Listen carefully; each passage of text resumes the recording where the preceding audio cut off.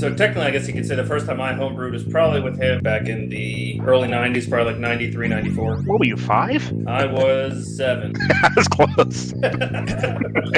I was married. I was getting AARP envelopes already. Oh, yeah. You are that old.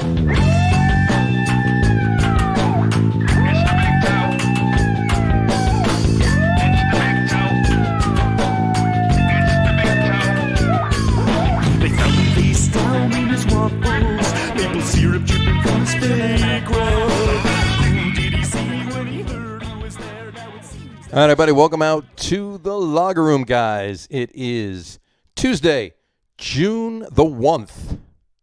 Some people say the 1st. 2021.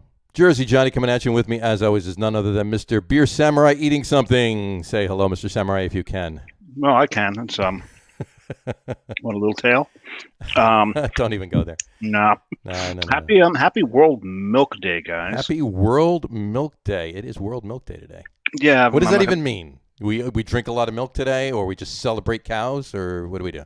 If we're celebrating cows, we'd have the Bolero Boys on. Exactly. Right. This is true. We celebrate. So it should be Happy Bolero Snort Day, basically. No, it shouldn't. If it was Cow Day, I'm saying. If it was Cow Day, it would be Bolero Snort Day. No, still shouldn't. It shouldn't? No. No? All right. No. Just no. No, not giving them a nod. We just already did about 3 times. But I already did 3 times. It doesn't matter. All right.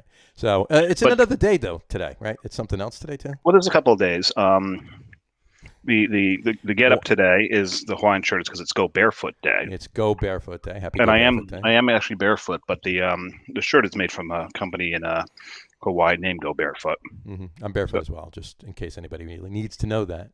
Yeah. I'm glad you got it spelt right because barefoot and barefoot, they're 2 different things. Okay. I'm sorry. Anyway. B-E-A-R foot? Yeah. Okay. It's a whole different thing. That barefoot is totally different now. But on a more serious note, it being the 1st of June, mm-hmm. It is the beginning of Pride Month. It is the first day of Pride Month. Yes, it is. And that's why if you saw the Beer Samurai logo, it was a little switched up. Got the Pride flag up there. Yep. And there we go. There it is. And they changed it for all of the letters of the alphabet. There you go. Right. Mm-hmm. And, we want to mention it because, the craft beer community is taking quite a bit of a shiner lately on It's not being as inclusive as it's seemed to be to most people. But, sure. With all the people that John and I know in the industry, we see it as an inclusive industry. Right? I do. Right. And from the people that we know. From the people we know, yeah. So it's just entering the Pride Month, figured give that a nod. Mm-hmm. As we do the whole month, but exactly. Yeah, I definitely think we should. And from from what I hear, that all of the celebrations this year are actually happening. So, as they did not last year, obviously, much of nothing actually happened last year. Yeah, so nothing. That was fine. Exactly. So, anyway, should we bring our guests on? What do you think? I think we should bring the guests on. I think we should bring the guests on. That's why we're here. We are here for them. They are not here for us. We are here for them. Yeah. Are you still eating? No. Well, yeah, I will still be eating throughout the show. I will. What was that tail you were eating? That's tempura shrimp, but it's in a bun. There's a place I'd like to go. It's called Chicken Play. They're these buns. Oh, okay.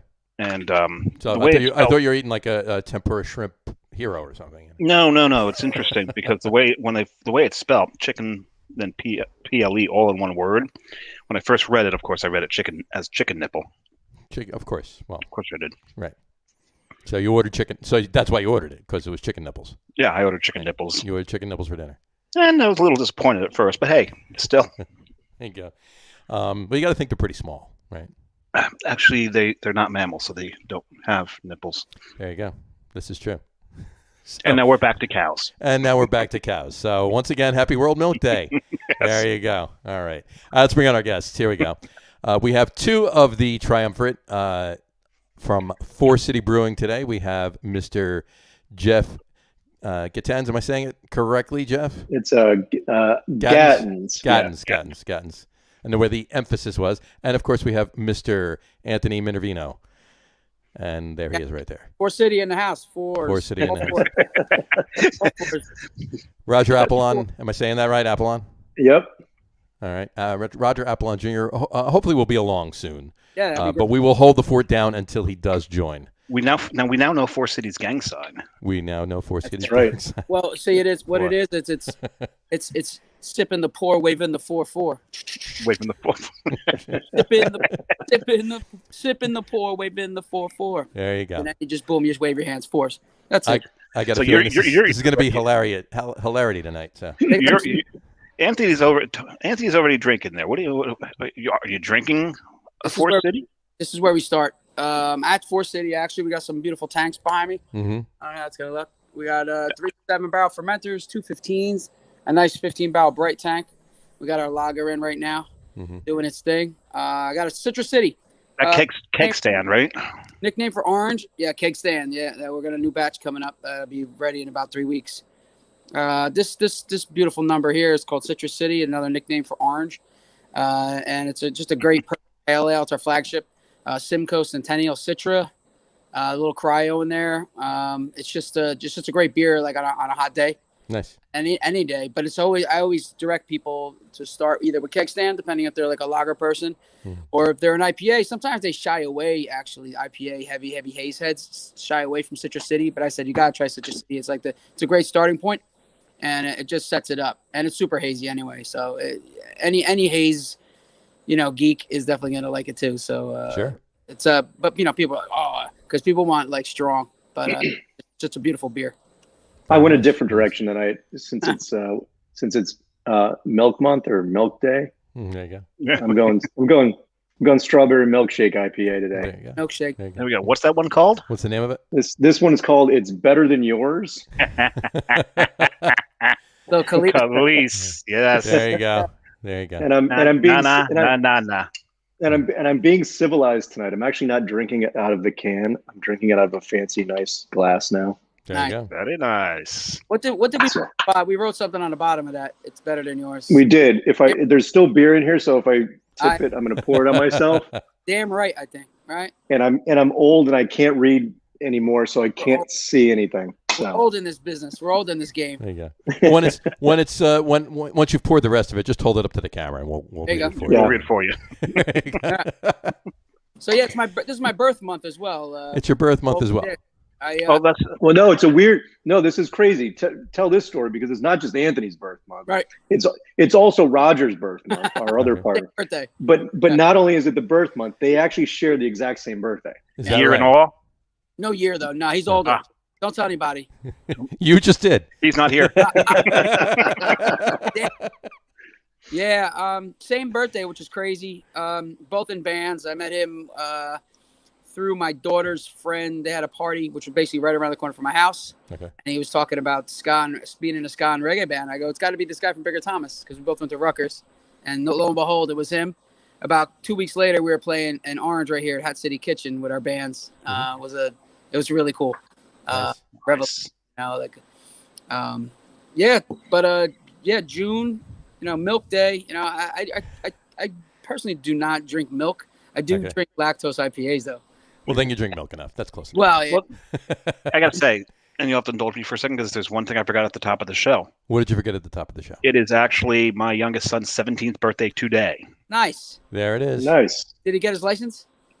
He lives in Florida, so he's had his license for over a year now. So he's been driving around. He lives in Florida, so he's had his license since he was 12. And a sidearm since he was 9. Right, exactly. Nice. That's what it is down there in Florida, right? But, it's crazy down there. So give him a shout out. Give him a happy birthday. So happy birthday, Matthew. Happy birthday, Matt. He's out eating sushi right now, so he's not watching. There you go. Well, later on when he watches Dad do his work. No, he's not. Up, Dave froze. All right. So that frozen milk day. Frozen, yeah, exactly. So it must have been all that tempura shrimp he was eating. So, in any event, I'll open my beer while we're waiting for Dave to unfreeze himself. I told the gentleman before, both Anthony and Jeff, I was not able to get my hands on any Four City prior to the show. We had, best laid plans. Dave and I were supposed to hook up over this weekend, but we were not able to. Yeah. Mainly because of the weather and a lot of other crap, but the weather was the main thing. It's all Dave good. Just waiting here for you. Dave just texted me. He says he's got the blue screen of death. I'm not sure exactly what that means. He just texted me. Shit, yeah. So we'll find out what that means in a minute. I'm just going to text him back and talk while I'm texting him back, and to let him know that it's okay. He can. See, for us guys that come from the IT background, right. Blue screen of death. That's when your Windows computer just shows the blue screen on there, and you can't do anything other than just reboot and hope it comes back. I'm just telling him to reboot and in any event, okay. So I wasn't able to get any, like I said, best laid plans. So I'm going to be drinking, in honor of World Milk Day. I'm drinking 2 beers with lactose in them. So my first one is going to be Cane Dropping Fruit Pie. Nice. Okay. Nice. So it's a tart cherry, graham cracker, and what else is in it?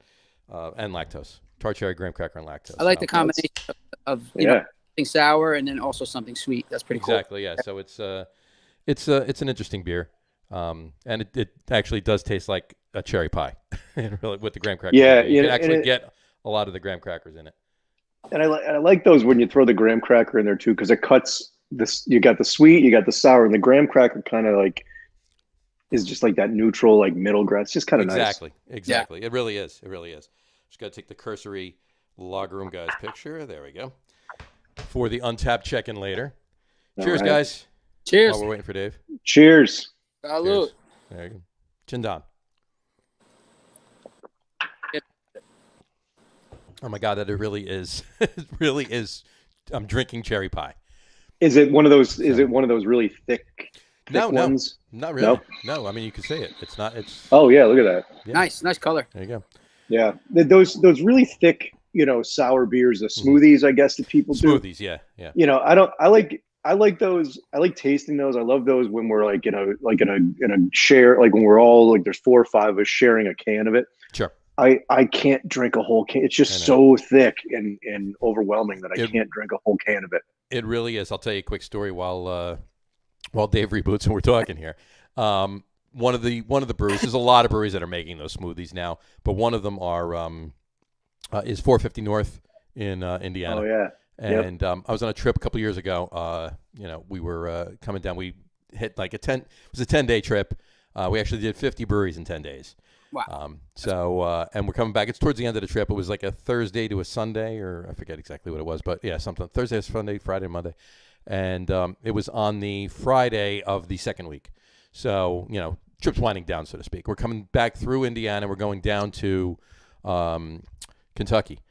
And we stop at 450 North. And I had a few of those. Hey, he's back. Look at that. Hey, sac passe. Hey, sac passe napoulet. There we go. So anyway, I had a few of those while we were sitting there, and they were just so heavy, and we ate too, and they were delicious. Don't get me wrong; there was nothing. They were totally worth drinking them, but they were so heavy that got back in the car, and that hour and a half ride down to Louisville was just And then when we got to Louisville, checked in a hotel, took an Uber over to Against the Grain, had a couple beers, and then it was just whiskey the rest of the night. So. Had to thin that out with something. So anyway, liquor after beer, never sicker. No, yeah. Yep. Well, I had to do something. Yeah. So I had to. I couldn't drink any more beer after that. It was just done. So anyway, I opened mine. What are you drinking there, Mister Rebooted Samurai? We'll call you the rest of the night. What's popping up now is things reboot onto this computer. Ooh, you shouldn't have seen that. So this is sac passe, right? There you go. Right, and this is what the Creole version of wagwan. Haitian Creole, and basically like a greeting, like hey, what's up, and then napoulet is like I'm burning up. Basically, I'm here, I'm alive, because you're in Haiti and it's super hot. So yeah, there you go. It's better to be hot and bothered than to be dead. So it's napoulet, yeah. And move over to another island, Jamaica. It's wagwan. Move up to an island up here, Staten Island. It's sup. Island lingo. Yeah. Actually, you're lucky if you get a sub. Sometimes it's just head nod. That's it. Just a head nod. That's it. And if you know the person, it's dude. Yeah. Bruh. Cuz. Well, dude's more letters than sup, so Well, yeah, because they're all related on Staten Island, right? Oh, you don't want to say that. You're going to piss Al off. Get a half. No. He'd admit it. Anyway, so how is that Sac Passe? This is lovely, and I'm drinking it out of a Pete's Wicked since it's Creole. There you go. But it's Haitian Creole. It's not. But it's actually one of the old tarot card glasses they used to make. Very nice. Love this glass. I wanted to get the whole set, but you can't get them anymore. No, you can't. Well, I mean, if you look really hard, you can probably find a few of them. But so I figured I had to drink this with the shirt I'm wearing today. Good theme. Yeah, got the theme going here. This is a little tropical cocktail, right? All right. So wait. So before you guys interview us, mm-hmm. I want to interview you guys. Oh boy. How did you guys get into starting your podcast, craft beer? Like, where did you guys get your craft beer back? It was his idea about the podcast. About everything. Craft beer was actually my idea now. Yeah. Yeah, but you know what? Four City, we invented the 4-pack. You heard about that? There you go. Yeah, we invented everybody was doing it's the 4 City pack. You drop the word city. It's the 4-pack. There you go. There's actually a brewery up in Rhode Island called Six Pack Brewing. Mm-hmm. So they don't sell 6-packs though. They don't sell 6-packs. It's all 4-packs. It's all 4-packs. Wow. He's got 6 dogs, so he calls it his 6-pack. 6-pack. And we've gone through that before too. Like which dog do you like the best, and which beer do you like the best? So there you go. Yeah, Elliot's my favorite beer up there, but exactly. So anyway, well, we've both been in the craft beer business for some time. Longer than it was legal for us. Longer than it was legal, I think, but is how it goes or whatever. I've been in sales, marketing. Dave has written, and I just drank, and we've both drank, right? Exactly. In any event, and last year we, like everybody else, sitting around with a lot of time on our hands, said, and at the time he was up in Rhode Island too. He was up in Rhode Island for a year, so we're on the phone one day and it was like, you know what, we're gonna get a podcast going. We've been talking about doing a few things like that for a while, but I was like, let's get it going. Let's go now. I got the time. I'll put it together. You're working from remotely, and we can get this done. And nice. we actually put 2 podcasts together. There's a sports podcast that we do. Not Dave, myself, and 2 other gentlemen on Wednesday nights. So, I don't know dick about sports. And that's called the Get On With It podcast. Nice. But in any event, so that's pretty much how that came down. So yeah, no, it's great. I think it's great the way way technology is going with podcasts, and we could all, like us, I guess lay people and not entertainers, could do this stuff and get out and reach other segments of people and niche things, and it's kind of fun. Absolutely is. Yeah. Well, we have a blast with it. The stories we've heard. Oh yeah. From the one thing, and I think I mentioned this to you, Jeff. Unlike a lot of the podcasts where it's got people sitting there going, "Well, I get the mango. The coconut's a little hidden." We're not gonna sit here and do that show because there's so many of them in one. It's boring if you don't have the beer in front of you. Yeah. It's I don't want to watch that. So. Yeah. John and I determined pretty early on that we wanted to focus on the industry and the stories in the industry.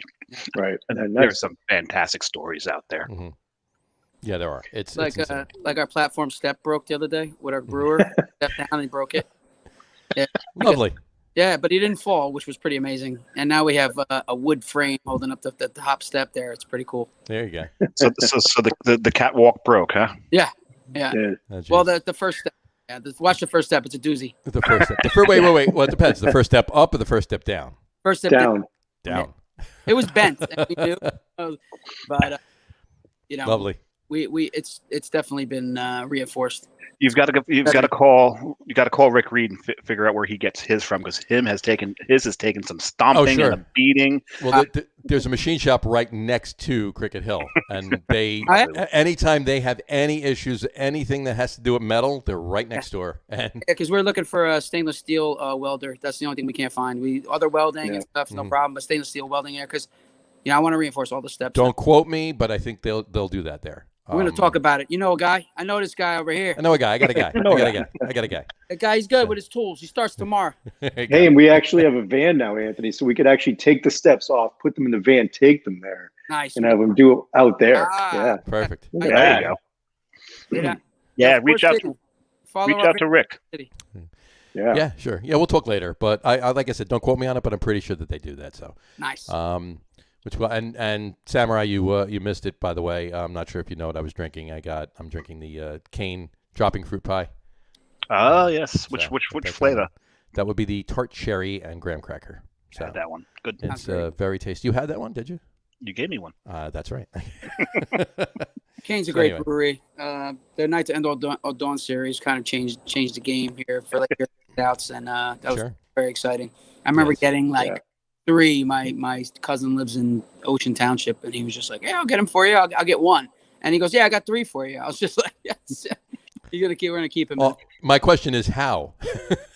Well, this was years ago. This is when you can actually. There was they used to line up with the lineup. Yeah, with the line. Yeah, that was probably 2014, maybe. Oh, sure. Yeah. Well, when you if you got in the line at the right time, and they depending on the allocations that they had for everybody, you were able to get a few. But since they started the Eventbrite thing, it's almost impossible to get them. I got it really is. Two whole sets, like in 16 or 15. Okay. I think it's 16. I still have 1 bottle left, so we did 7 of the bottles. And I was always saying, I'm going to sell a full set. Now we drank it. Yeah, you can't. You don't sell it. You drink it. I think it was in 2016. I was at a golf tournament. I'll tell you how good this golf tournament was. They call it a golf tournament, but for some of us, it was just a bottle share on golf carts. Oh. You know, the beer that showed you just described every outing that I've been to. So I don't know. Oh yeah, but this was Sean Kenny was running this one. Okay, you've met Sean, and this is how good the beers were. I had to throw my golf shoes away because they were both stained. One was stained with Night to End All Dawn's Coke. The other one was stained with Night to End All Dawn's Coconut. Beautiful. I just kept pouring it. Yeah. You gotta love it. Were any golf carts harmed during the making of that? Yeah, actually, yes. They had the 2 heaviest guys going down a hill. On the bottom of the hill, there's a sharp turn. And they took that thing too wide. Mm-hmm. The cart flipped over onto its side. There you go. There's fluids coming out of it. People are like, "Oh my God, are they okay?" I'm like, "I think that's beer." "Oh my God, is the beer okay?" One of our illustrious producers, Matt, has said, you need an antique guy. Yeah. You got a guy for the steel. You need an antique guy too. So there you go. I got this antique guy. Get that antique guy. I got an antique guy for you. So anyway, all right. So let's get this rolling then. Now that we're 22 minutes into the podcast. All right. Talk to us. Where did you guys? Let's start. Let's back up. Well, we know Jeff, where Anthony and Roger met.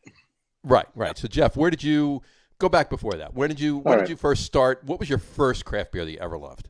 Not beer, craft beer. What was first? So I lived at home for college. So I wasn't a completely poor college student. I could actually hit my parents up for money every now and again. Right.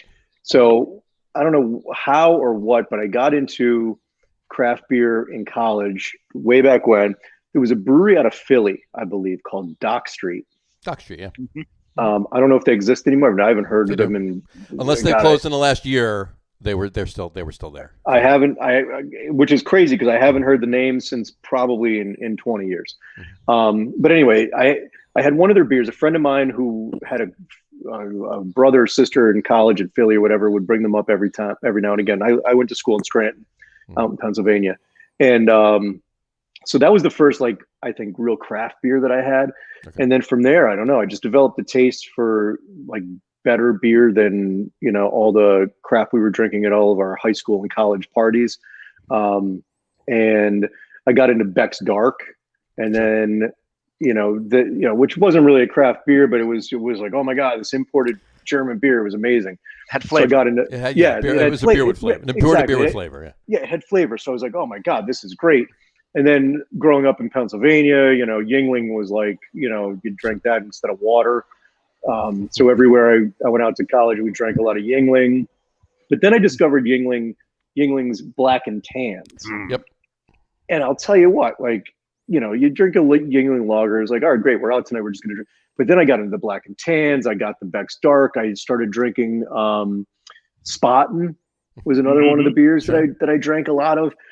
And so, I love flavorful beers. And then, I don't know, fast forward now, I'm moved out to Jersey and I discovered Guinness and drank a ton of that stuff.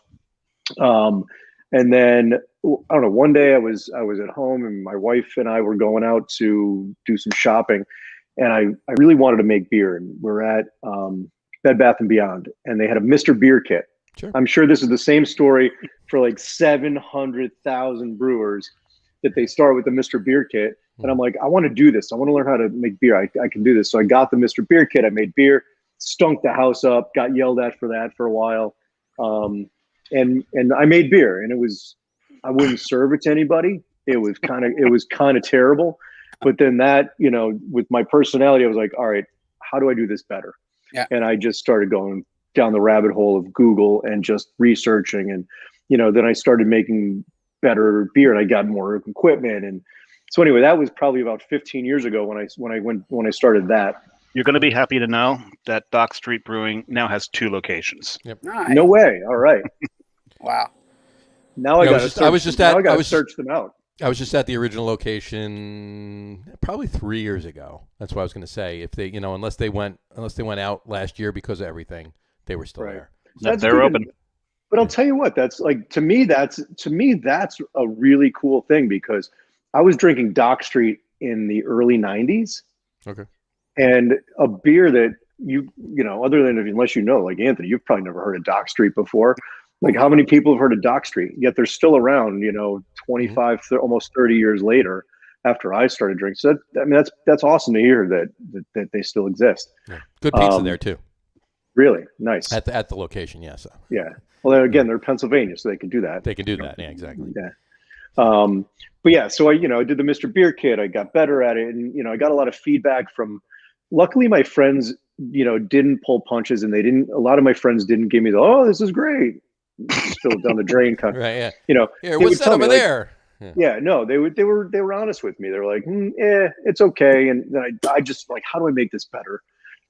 So I have 3 principles about brewing beer and how to make it good. And I joke with Roger and Anthony, like, it's not rocket science, and I joke that I'm like, I don't know what I'm doing, but it's clean equipment. Make sure your equipment is cleaned and sanded really good. Number 1 right there. Number 1, it's good ingredients. Mm-hmm.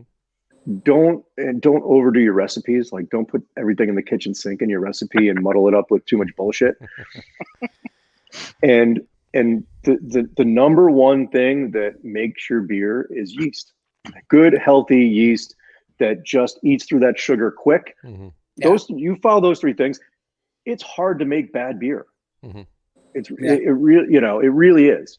You clean equipment, you follow a good recipe to the T with good ingredients, and you use good yeast. Yeah. You're getting good beer. But there's a lot of breweries that I know that they don't understand that one of those ingredients, it's the biggest ingredient, is the water. Yeah, water is big. Yeah.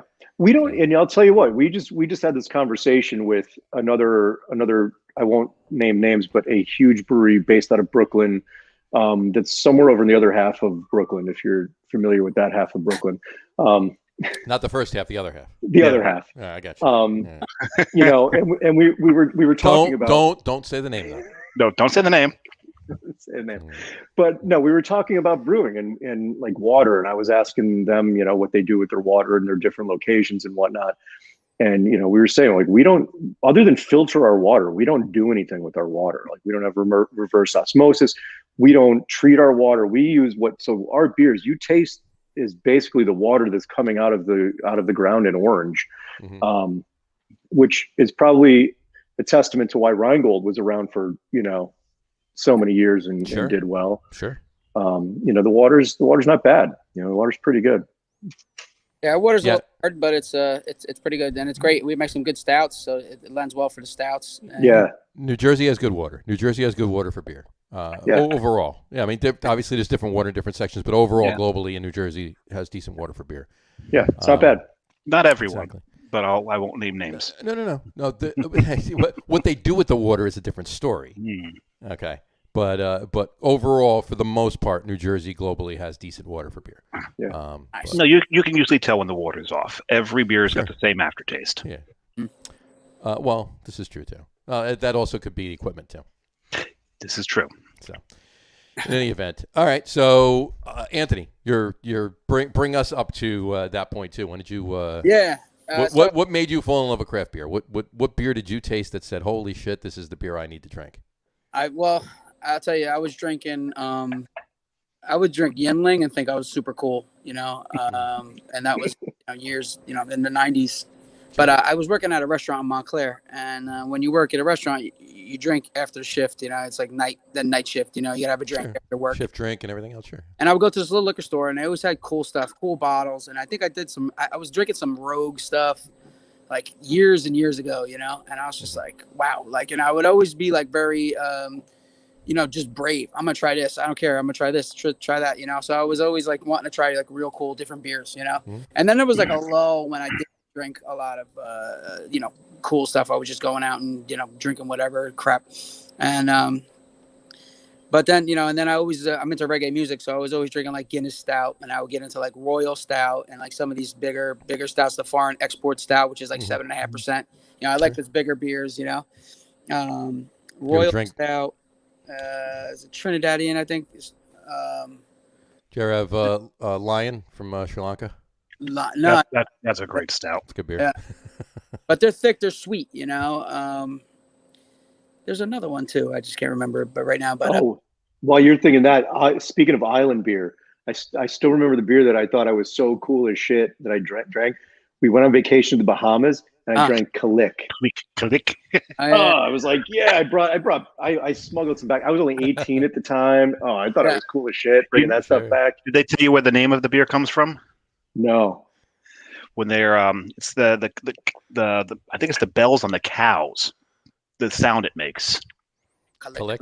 I don't remember seeing any cows on the damn island, so that's probably made that shit up. And a good reference for the day it is. For the day, absolutely. And again, full circle. There you go. There we go. Yes, So just trying different beers, and then I started getting into more craft beer. I would say probably in the early 2000s. I linked up with Roger, and then we both were at the party drinking like something real cool and good. Something Founders. So that was kind of our entry level, which awesome beer. Where we connected, with that, and then we started to think of the Brew Council. So the Brew Council had some brewers, and I wasn't even brewing. Had some brewers, had some people in the industry, and we just do bottle shares. We got shirts. And we would show up to brew at the zoo with these shirts, Brew Council. Everybody like, who's the Brew Council? Who's the Brew Council? Mm-hmm. So I actually remember you guys walking around with those shirts at Brew at the zoo. Yeah, I do too. Yeah, poured there a few times. Yeah. So it was it was really cool. Then we very quickly decided we were going to open up. We had a developer actually here in Orange, because I'm right here in the Valley, West Orange. Orange meets in the Valley. There's a lot of art and stuff. There's an art community. Sure. And we were like, yeah, we're going to open up a pizza beer spot. So we go to this guy with a 1-page business plan. And actually we met at Hat City Kitchen again. And he's like, you guys, what is this? You guys aren't ready. You need more than this, We're like, well, we got it. Right. We got like a sample menu. We're going to have we're going to buy all these awesome beers. So we regrouped, tail between the legs, regrouped. And then we wound up coming back and said, let's open up a brewery.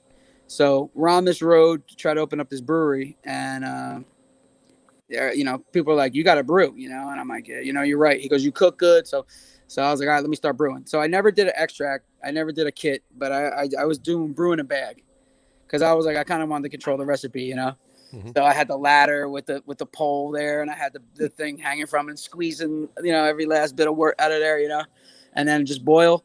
And then, of course I have a couple good people that I was able to bounce beers off to, and he'd be like this. So when you're in music, you want people to listen to your demo, right? Mm-hmm. Yo, check out my music. People listen to it. It's cool. That means it's all right. Yeah. It's just all right, right? All right. Or how do you spell that? I-A-G-H-T. Yep. I put the A. A-I-G-H-T. Right. So I was like, yeah, it's all right. So I was like, all right. So the thing for beer that equals I is, what kind of yeast did you use? And I would these amazing brewers that I had access to were like, just try this, try that, and then you give the person that demo, you give them, they hear that song, they're like, yo, this is really dope, right? Mm-hmm. So basically, it's like, it's good beer. That's good beer. And just then, Jeff, we met Jeff. Actually, our children went to the same preschool. So our children we all lived in West Orange at the time. Mm-hmm. Our children went to the same preschool, and I never met Jeff. And you got to meet Jeff. Jeff Gattens. So actually met him. I talked to you briefly at Brew at the Zoo, Jeff. Yeah. And then fast forward, we're trying to open this brewery. Me and Roger were trying to do a 15-barrel big. We're trying to raise $1 million, and it was just super daunting. And then all of a sudden, Jeff came along, and then we just kind of joined forces. Jeff wanted to open up like a 2-barrel, so we decided, we've compromised on a 7. Mm-hmm. We should have gone, and you were right. We should have gone 15. We ran out of money. We'll run out of money, but we would have ran out of more money. But whatever. Yeah. But, you're gonna run out of money anyway. Might as well run it out. Quicker than. Isn't that what Sergio said? Always buy more bigger equipment than you think you need. Yeah. Amen. So we were like, so if anybody wants to buy a 7-barrel system, I got one for sale because we want to buy a 15. Yeah. So when me and Jeff had a rivalry, we were kind of making IPAs and making beers, making saisons and stuff like that, and trying to outdo each other, which made us both better, which right. And here we are, raising money. We don't play golf, and know somebody with deep pockets, $200,000 investments and everything. So it was real grassroots. We did almost like Shark Tank things where we went to the city, and the beginning of the meeting, these guys don't know anything about craft beer, and then by the end of the meeting, they're like, "Oh yeah, well it's the carbonation." Like now, all of a sudden, you're a friggin' expert. Get out of here. You know what I mean? It's amazing though. But we got beat up. We got beat up a few meetings, but it made us better. It made our presentation better. It made our spiel better. And then again, first people invest. They're like, somebody's got to be on the dance floor. So they got on the dance floor, and then we got a bunch of other people in, and here we are. And it's crazy. How it all like happened to get to the spot that we're in right now. Yeah. So it all came to fruition because of Facebook. There's a Facebook group in South Orange and Maplewood called Soma Lounge, and it's it's the Facebook like, hey, I'm selling this. Where do I go for dinner? I just moved here from Brooklyn. What do I, where should I go? And it's got everything on there. So I wasn't on the group, but apparently this one guy, he posted, hey, is there anybody looking to open up a craft brewery in the area? I want to talk. I'd love to talk to you. So I had a couple friends on it. My ex-wife was on it. So all my friends, these people that I know, started tagging my ex-wife on it. She gets in touch with me and puts me in touch with the guy, Andrew Katz, and he's a developer in the city, but also does some stuff in New Jersey. So we meet with him. He shows us this space in Newark, this awesome, like right on Broad Street, this big old Art Deco Bell Telephone building that was amazing. Jeez, that they were, building. I mean, they were redoing it into condos and apartments, and the first floor was going to be, all retail and stuff. So shows us this 8,000 square foot, space, 2 floors. Oh, he's like, oh, we'll cut the floors out for you. We'll do this. We'll put steps in. We'll put in a lift, an elevator, all this nonsense. And we're, the 3 of us we go see it. We're like, this is great. It looks awesome, but 8,000 square feet. It's a little bit more than we're willing to bite off. Also, we want to be over in Orange, like where we are. We want to be in Orange or West Orange, or like one of the oranges is where we want to be. So that falls through. I don't know, like 3 weeks later, he reaches back out to me and shows me this cut sheet for the space that we're in now. He says, hey, what about this? 14-foot ceilings. Nobody's been in there. It's brand new. And it wasn't his space. It was another developer that he works with, puts us in touch with them. That's where the whole Shark Tank thing comes in. So he sets up this meeting in the city. We go and we meet with L&M developers. Beers. Jeff had the October can. Oh yeah, huge. We would show up. Yeah, so we had a single canning machine, so we can off a bunch of beers. We go to this meeting, and it was literally like living the TV show Shark Tank. It's us and 10 other guys sitting in a conference room, and they're like, go. And we have a PowerPoint. We have our beers, and we're talking. We're tasting the beers. We're doing this tasting. We're showing them our plan, which sucked, by the way. And but somehow at the end of it, we always say you got to lead with the liquid. So the beer spoke for itself. They loved the beers. They tasted good. And by the end of the meeting, they're debating between themselves now, without us, saying, well, the cleanest way to invest in this, and what if we do this, and if we do this, and what if we give them X amount of dollars for this and X amount. The 3 of us are kicking each other under the table, like, what the hell is going on? Like, holy shit, did we just get funded? Like, it was crazy. but L&M construction developers, they're the ones behind the space. They own the building we're in. If it wasn't for them, we wouldn't be here talking to you guys today. Awesome. Yeah, they really believed in us, threw us a bunch of money, gave us a bunch of build out, money and free rent for 10 months. And still, and here we are today, which is amazing. That's great. Oh, it's a fantastic space. Yeah. That's awesome. I mean, it's one of those like lightning struck, at the right time, and we just happen to get hit by it. Sure, absolutely. Yeah, it's a beautiful space. I got to get up there. I kicked myself that I still haven't been. But I got to get up there. Yeah, come on. Speaking of kick or collect, as you said before, our other one of our producers, Matt, just obviously took care of Googling it and finding out the information, did his investigation. There it is. Ka-lick is the sound of the bells used in the Bahamian Junkanoo. Junkanoo. I think it's Junkaroo, actually. No, it's Junkanoo. No, it's Junkanoo. He's right. It's Junkanoo. It's not. They are okay. So it's not cowbells. I added the cow. Kind of Bahamian street parade with instruments. There you go. Yeah, it's a Pan Caribbean thing too. Yeah. Yeah. So when I was in the Bahamas, speaking of the Junkanoo, I really got into that music for like a hot minute. And it's cool music. So it is. Yeah, it is awesome, cool music and shit.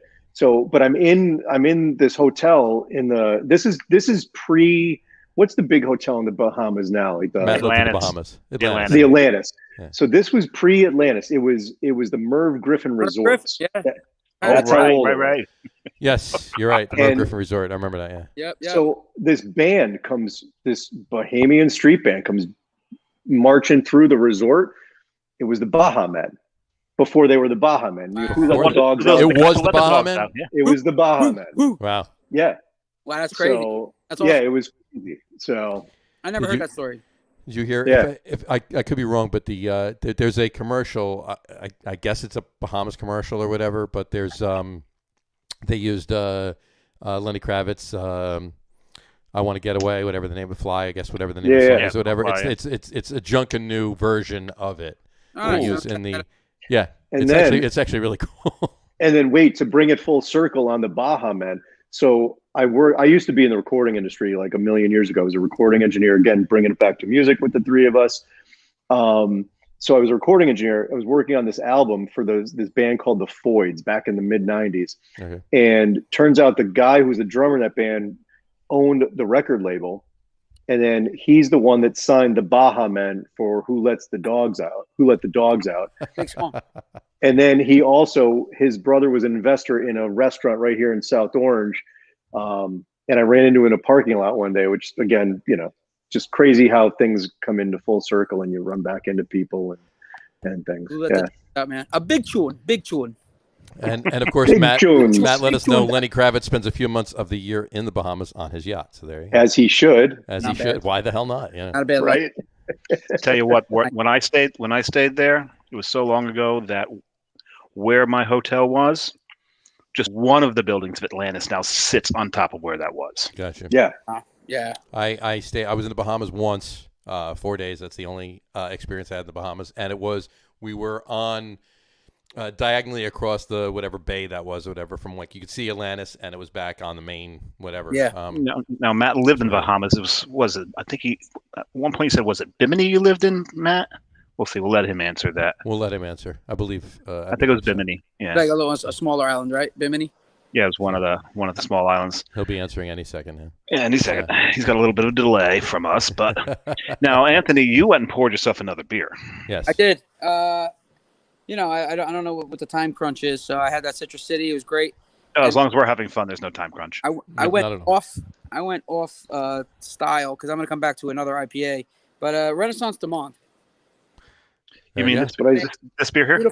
Beautiful Belgian triple. You have it. Yes. So we can toast this one. That's what I started with tonight. It's a good beer. And I love it. It's the yeast.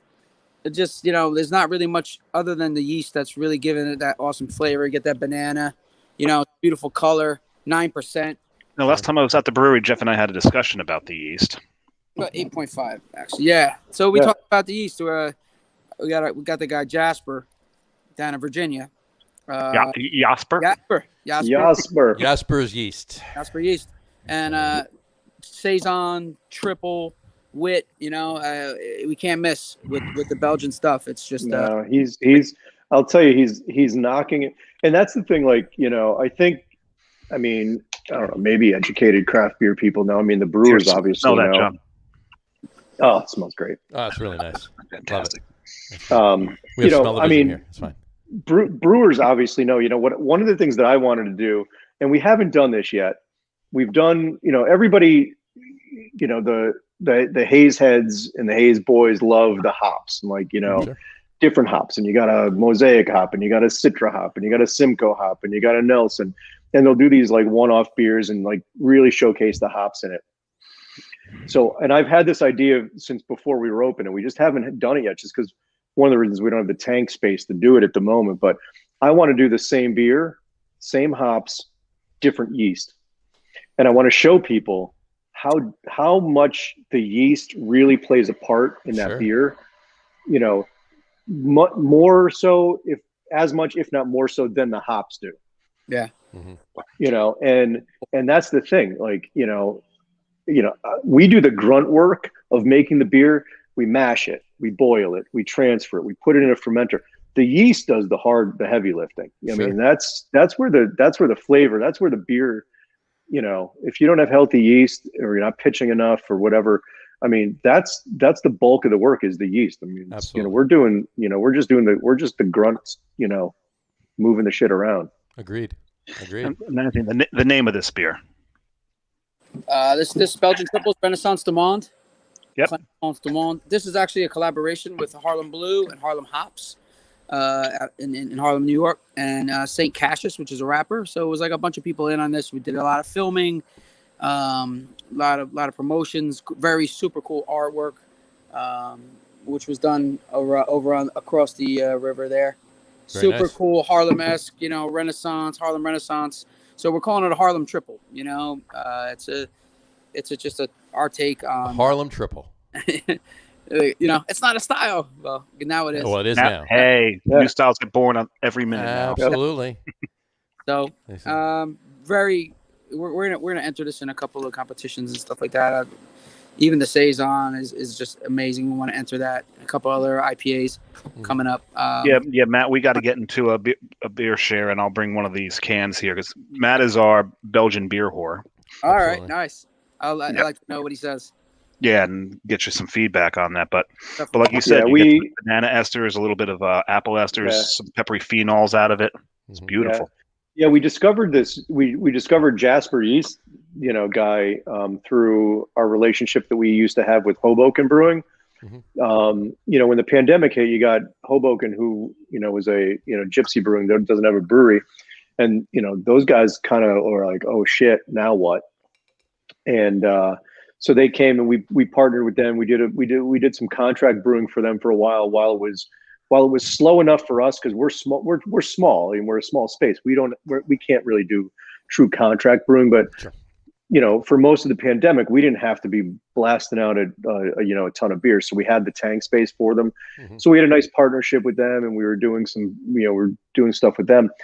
They get most of their yeast from Jasper, where they contract brew down in Virginia. And we tried a couple of his strains to do like our hazy IPAs and stuff like that. And we weren't really impressed with it, but his Belgians, the dude's like on the money with those things. His Belgian yeasts are insane. That Saison. Mm-hmm. I was just drinking it today out of the tank. I tasted some. I was telling our brewer, we just hold on. I'll be right back. Oh yeah. And I wonder where he's going. Yeah. Right. So we pour off the bright. I was telling our brewer, we just actually finally, Anthony and I were doing all of the brewing for the past year. We finally just hired a head brewer to take over for us so we could actually continue running the business and not having to get up at 5 a.m. and go in there and brew every day. You don't like that. But I was telling our brewer today, I went over and I sampled some of the Saison. The Saison might be my favorite beer that we've ever brewed. Okay. It's it's the yeast is that nice in it. It's just a smooth, nice. And we were talking about this when you were up the other day. It doesn't have that it's got enough earthy funk saisoniness to it, but it's not like that overpowering. Like I think anybody could drink this saison and enjoy it. It's that nice. Yeah, Jeff was nice enough to give me a little pour off the bright to give a taste of it, and it's really. Is that what you're drinking there, good. Anthony? Yeah, it stays on. It's very pretty. Yeah, we got a little pressure on. It's carbon up a little bit. We do some natural carbonation, and then we finish it off forced carb. But it's not because they start to really, we save money on CO2 as well. But they start to, they develop in condition. Yeah, that's a smaller bright. That's our using a fermenter as a bright for. Most all of our tanks are uni tanks. So we only have one bright tank. It's a big 15. It's a bigger 15 barrel bright. So. Right. We do most of our stuff in the tank that the beer was made in. Yeah, you crash the tank. Yep. What's really neat is Anthony was talking about the artistry of the can. Now, John, when you get to go to the brewery, they've got art all over the place. Now, these are local artists. Yeah. That you got up there. They all have numbers. And behind the hostess desk, there is there's some pages there that you look up the number, tells you what it was, who did it, and the price for it. They're all for sale, right? Yes. Yep. Except for one that Jeff bought when our first installment is a guy named Mehdi. Amazing artist. He does like these really heavy resiny gloss, shiny types of abstract art. Amazing piece that when you first walk in. So that's the only one that's not part of that. Gotcha. Installment, which is the Black Lives Matter. They did a big mural and right. In Manufacturers Village, which is in East Orange. So 4 cities, East Orange, West Orange, South Orange, and Orange. 4 cities. So East Orange did a Black Lives Matter whole thing. So the can art, wrong one, but the can art for that one incorporates a little piece of each artwork that's on the wall. And I was even thinking like maybe we could do like a scavenger hunt, like find out like the bee is in the artwork, and it's really cool. That's a good idea. I don't know how we could do that though, but I think I might get a little crazy. It's like Pokemon. It might get crazy in here, Yeah. Hey, get off the table. Tell you what, I think my favorite pieces in there, those the woodwork ones. Yeah. So the reason I had to buy that photo, that piece of art. Mm-hmm. So this picture. I don't know if you can see it. Mm-hmm. Oh yeah. That picture was taken by somebody, a friend of ours. Like the night that was the night we had just done, like we got our license, we got approved. This was like I think we did a soft opening, and this was the night before like opening day. Right. Wow. So the three of us are just sitting there like, let's sit down, guys, and just have a beer and take this all in for a minute. And that picture behind us there was the picture in the shot. Wow. And I'm like, I can't let that thing go. You can't. So you have to get that. I bought it. Yeah, absolutely. Did Terry take that? Do you know? I think Terry did take that picture. Terry Body. He's actually from Nevis. Talking about the Caribbean. He lived across the street from me, and years ago, everybody moved from Harlem everybody, his whole family. So, and I became friendly with them right away. And he curated the first few installments here for probably about a year. He's a professor at Hunter and NYU, a bunch of colleges, Stony Brook, and just a great guy. Amazing photographer. He's got a lot of pieces. Some of the best art installments I've ever seen were right here in Orange and West Orange, which is pretty crazy. Nice. So yeah, big shout out to him. Absolutely.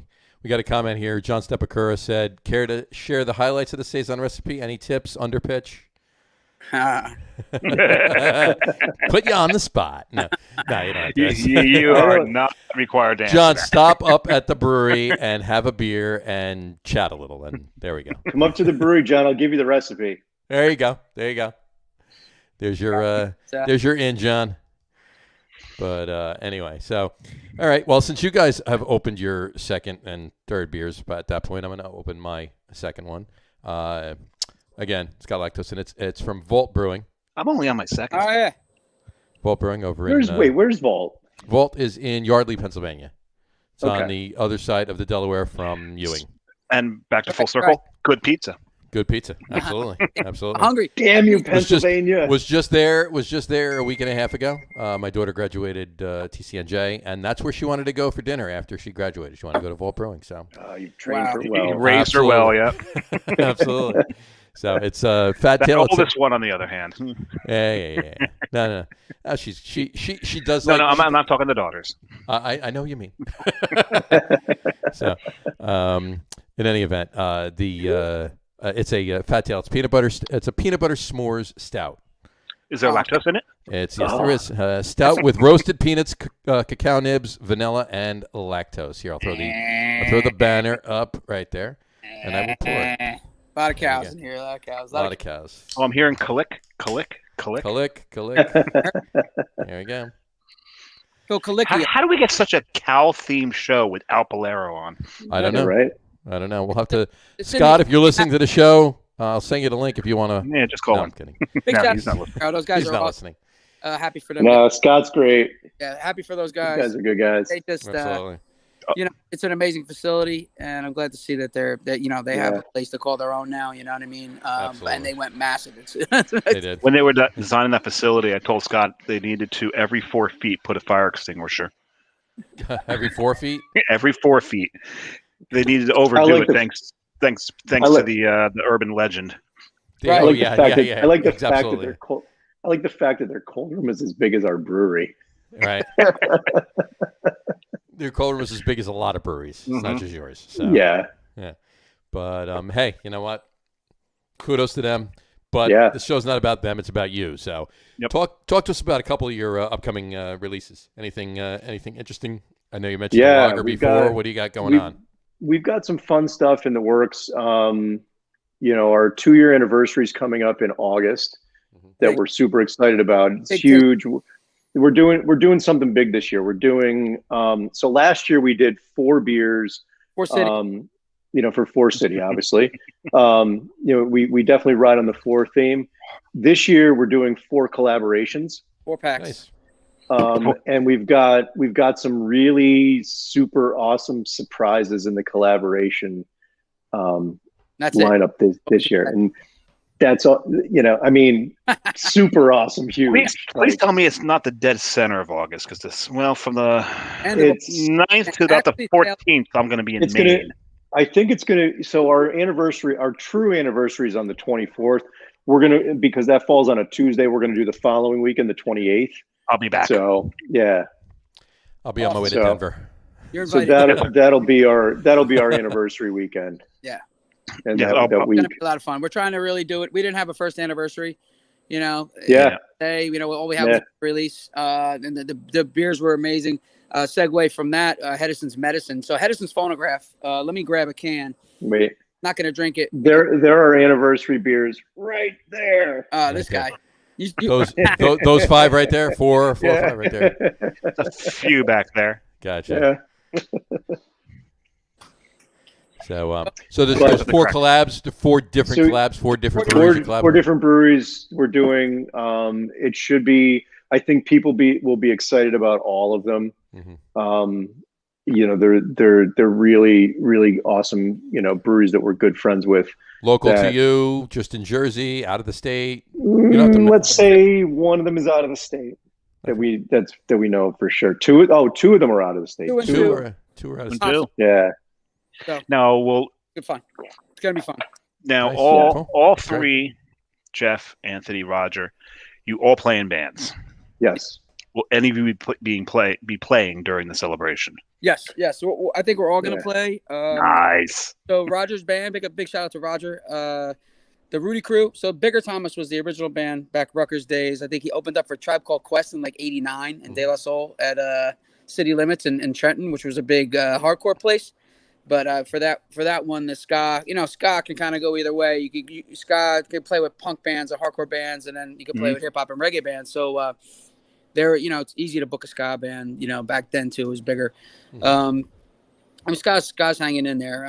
So his band, Bigger Thomas, was they were doing their thing, and then now they're still kind of around. They formed Rude Boy George. It's like an offshoot of Bigger Thomas, and that's they play 80 songs in a reggae and ska style. So it's pretty cool. So it's Rude Boy. Cool. It's really That's cool. awesome. And then it's so much fun. He's super cool, super fun. You know, it's not like a regular cover band. You know, it's you know. Then I have two bands. I have a reggae and ska band called the Rudy Crew. I had another couple other bands. I'm an MC, so I do hip hop and reggae. So, and I produce. So that's why I was called Juggler. You know, it's like the lyrical juggler, right? I was originally the lyrical juggler. I dropped the lyrical. Now I'm just Juggler because I do all these things. But I got older. You know, as we, you know, every year you get a little older. No, but Now I'm Jugwise. So Jugwise. Got older, got wiser. There's two jugglers. There's one in Jamaica and one in England. So I had to there's too many juggling going on. So one than Jughead, I guess, right? There you go. Yeah. So Rudy Crew, and I have a hardcore band also. We do some Rage Against the Machine, some covers, and we're playing June 12th. Actually, we're playing June 12th. First time we played in forever. Just to get back into it. And it looks like everything's going to be open completely. You know, not everybody. We thought everybody's going to be sitting at tables. So I don't know how you sit at tables and listen to ska. Listen to Rage. Yeah. You know, Rage Against the Machine. So that's the Rage hardcore band. And then Jeff, go ahead. So I've been playing with these two musicians that I've been in bands with since 1997. You know, Cynthia and JP. They're married couple. But JP is our guitar player. He's actually, if you're familiar with the band The Strokes. Sure. So the Strokes' first album, he was their guru / producer. So if you open up the album cover in there, you'll see his face on the album cover. Oh, wow. I've been playing with him for a billion years before he knew the Strokes, and we have a jazz band together, and he's amazing. His guitar playing is sick. You know, we're just like me and everyone else in the band are some shitty musicians behind him, just keeping him alive. But his guitar playing is amazing. He's got a very big rockabilly background, but not like Brian Setzer rockabilly, but like the stuff that influenced the guys that influenced Brian Setzer, like old rockabilly stuff. And so that's his background, and he's amazing. And so we play jazz. We do this old time swing jazz. That's not like, you know, it's not that kind of out there, you know, you have to think jazz. It's just fun, you know, swing 4/4 jazz. You can dance to it and have a good time. Yeah, it's so much fun. So I think all three of our bands have played there. My band probably hasn't played the longest because Cynthia, who's our bass player and does some singing, she opened up a bakery over in Brooklyn. And you know, so she's been tied up over in Sunset Park. She opened up a small little bakery over there. So she's been tied up with that a lot. So, and then COVID hit, and that kind of screwed everything. So you'll definitely see our bands at the anniversary.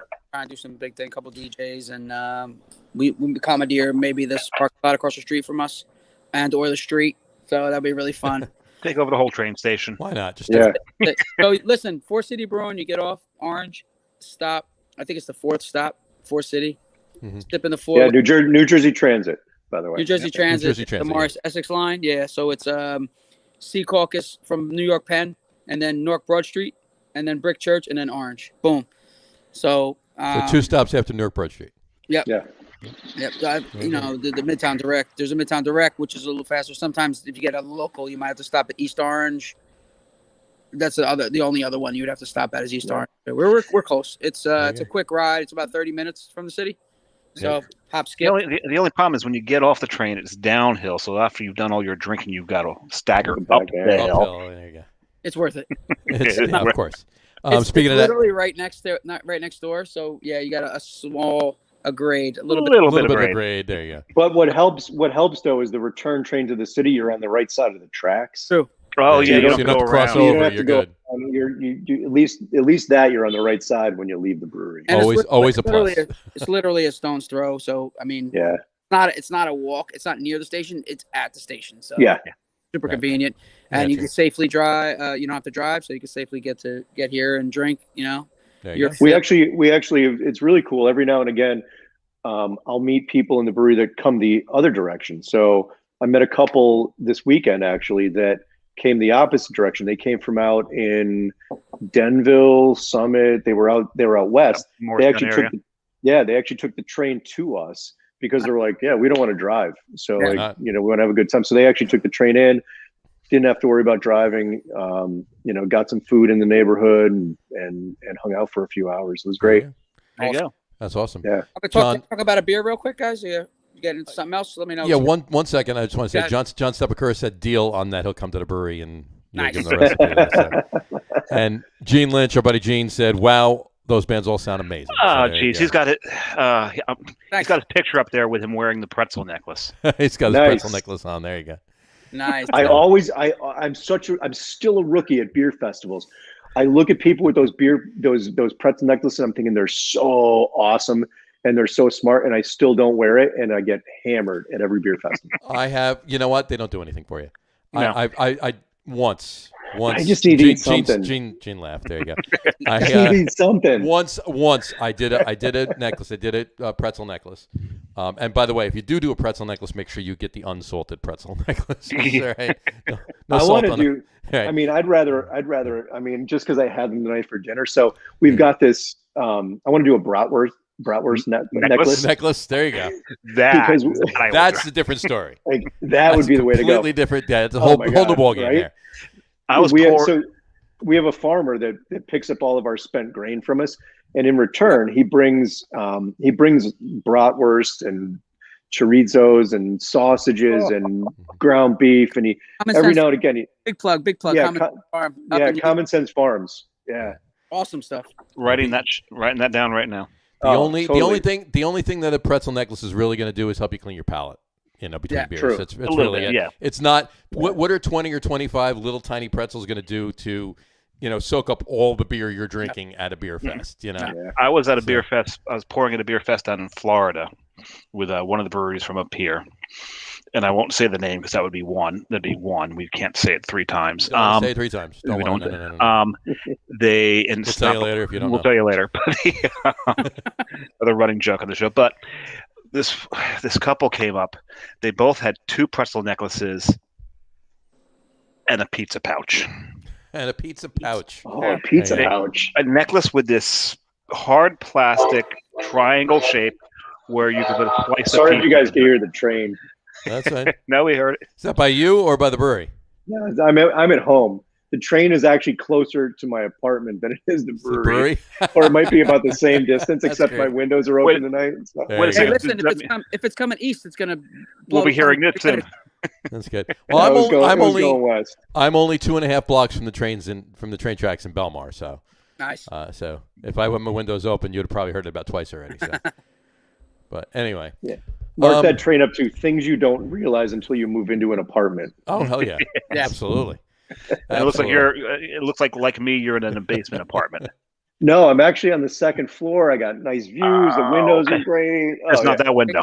No, just that window is a piece of Got shit. awesome Yeah. neighbors. Yeah. Well, half of that window's blocked by cans, though, Dave. Was that sarcasm, Anthony? There you No, go. my neighbors are great. Good.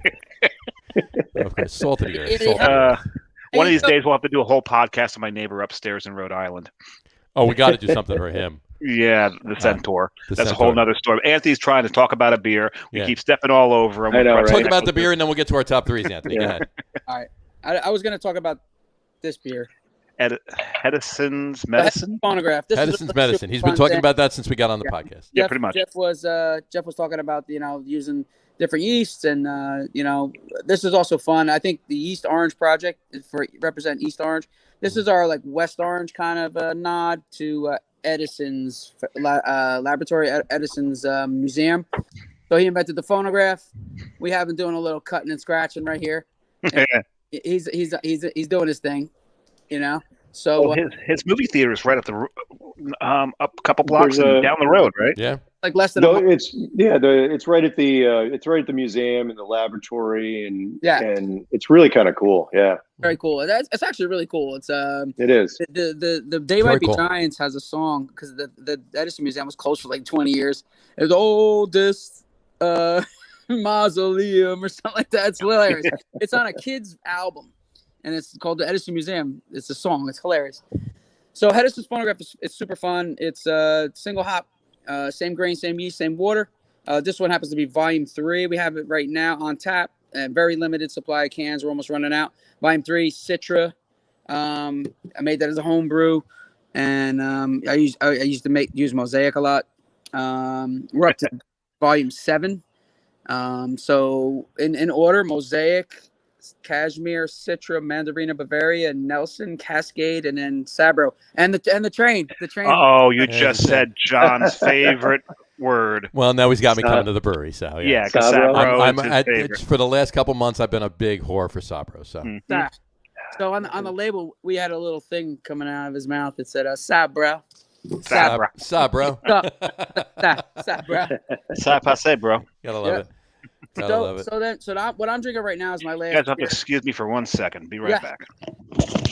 My last beer here is Hedison's Medicine. So this is for our anniversary. We did a bigger Hedison. We did a multiple hop Hedison, which was super fun, and we kicked it up a notch. 9%. Most of the Hedison's phonographs are 8%. This big dude is 9%. This is the second time we made it. Okay. This one was the anniversary beer, and then we made it again because everybody was asking for it. It's our highest rated beer. Just an amazing, super hazy IPA. Strata, which is a great hop, and then Mosaic and Citra. So Mosaic and Citra Cryo. So I'm the finisher. Jeff brews most of the beers from scratch, from the beginning. I help out in all aspects, but I'm the finisher. I'm the puree guy, the hop guy, the yeast. I source the ingredients. So it was fun because Strata was hard to get, and as soon as I found jumped on it. We're like the Lennon McCartney. Yeah. The what is it? The Topin and Elton John. Yeah, Barry Topin and Elton John. We need it's without either of us. You got it's not the same. It's not the same. Absolutely. We're a team. It works. Mm-hmm. So jumping on different hops that we can't always get. And buying them. Much to Jeff's chagrin sometimes. Jeff, I spent $2,000 today. $2,000. I know. I happen. It's going to be a great beer. I promise you. It's going to be awesome. Yeah. How big a batch we doing? Just 2 barrels. I have to do all the financial stuff also, so I get to see a lot of the bills, and I'm trying to keep us in check financially. So we'll have to charge $75 a 4-pack. What are you talking about? Yeah. So, it's all good. It's all good, man. My last beer, Hedison's Medicine. That's the night, the 9%. That's the night, the 9%. Yeah, this vault I'm drinking is 9.5%. I'm going to join you in one of those. I happen to have one in my fridge. Go for it. Is this the one that has the Sabro in it? No. This is the Hedison's Medicine. This medicine, Volume 7 was the Sabro one. We won't come back to that one for a bit. I think the next one might be El Dorado, Volume 8, which is super exciting. We have at least an authentic Hedison in a while, like a new one, yeah. There you go. Well, I think my third beer will help us segue into the threes if we're ready for that, John. I think you should. Because my third, that's the last one I've got, and it's the whole reason we first came to the brewery was this one. Nice. Oh, nice. I don't have any of those chilled. I got a 4-pack sitting right in front of me. And I just love what you did with the label. Yep. So the miseducation of floral hops. There you go. Looks like a famous record label cover. A little bit. From South Orange. And one she of is. The 4 cities. Welcome to Four Cities. One of these days, I'm gonna get the balls, and I'm gonna drive up to her house. I'm gonna drop a 4-pack off. Drop a 4-pack right on. There you go. John Steppaker just said Sabro and Brew One are a great combo. He said. Nice. Yeah, Brew One. We haven't worked with it, and I'm excited. Plus, it's like brah, brah. Yeah. So it's not Bra One, it's Brew One. So. I know, but it's still. I spell bra. If I say bra in a text, BRU, yeah. BRUH. Yeah, bra. But bra, it's still bro. Because I say bro every other word. I'm from Bloomfield. I usually, by the way, I usually hate every beer that I brew. This Hedison Medicine is sick. And search of pixie dust. See, me and Jeff, we call this thing pixie dust. It was like that sizzle, that amazing hop like dance, and I don't know. It was like something that was like evasive, like some of the other breweries that we emulate or try to brew some. Like you smell a treehouse, you smell a Trillium, you smell another half, you smell Abyssal Brothers, like those hazies that they do, and you just smell it. And we're like, man, they're like we would say like they're putting some kind of pixie dust in there. Oh yeah. Oh, there's some beers that I'll just literally I'll smell them for 5 minutes before I even take my first sip because it's so ridiculously good. That's how I am with this. Like there's so many beers that I'd rather smell it than drink it sometimes. Right. Yeah. Now this Laurel hops, we had a guest on the show who just loves Laurel hops. That was PJ. PJ Wendell, Ross Brewing. Ross Brewing. Oh, nice. Great beer. Bunch of their beers have Laurel hops in it. Nice. So describe Laurel hops to us. How do you characterize it? Laurel's cool with the Citra. Jeff, you want to take this one? Yeah, Laurel. There's an earthiness to it. Earthy. Yeah, earthy's the word for Laurel. That's I don't think you could do a Laurel hop by itself. I think it would be too overpowering and a little too pungent or like earthy. Right. I think that Citra helps cut it a little bit, but it gives you that earthy, piney little floral taste, floral there. That is interesting. It adds a little. I mean, I don't know. It adds some character to it. Little forest floor going. Yeah, exactly. Yeah. Nice. There you go. Well, the reason we were talking about the segue into our top three, is because it stems. We picked this. We wanted to do music since all three of you are in bands. Mm-hmm. Yeah. First time at the brewery. We talked to Roger. I've got two top threes for you today, by the way. There you go. Oh, there's supposed to be three of them. So he's got a top six. We got the top six. So he's got, but and Dave, you and I have also dabbled in music. Yeah, we have a tendency. Well, yes, John actually was in a band. I was in a band that never actually ever made it to stage. Did a little open mic night stuff. I have a tendency to be able to learn a few songs on bass every now and then. Other than that, I'm not one of those that pick up the bass and go, okay, yeah, I can just play. Give me the key. Not that talented. Right. John's a lot more talented than I am. With keyboard, electric guitar, bass guitar. Nice. Do you play? That's about it. Okay. Some wind instruments, but we'll leave them alone. And he sings every now and then. Well, yeah, I started off as a trombone player. There you go. Nice. But first time at the brewery, we're sitting in the brewery, Carrie and I, and the music's going. Speaking of Carrie, by the way, she needs more miseducation, she said. We got to come. We were just there. You could have picked some up. She wasn't paying attention. But she had asked Roger who does the playlist. So he starts talking about how he curates the playlist, that it's a feel for the tap room. Yeah. The ambiance in the tap room. He really started to go on about how the more comfortable someone is at a tap room, the feel that you can put in there, and the way the music can put you into a particular mood.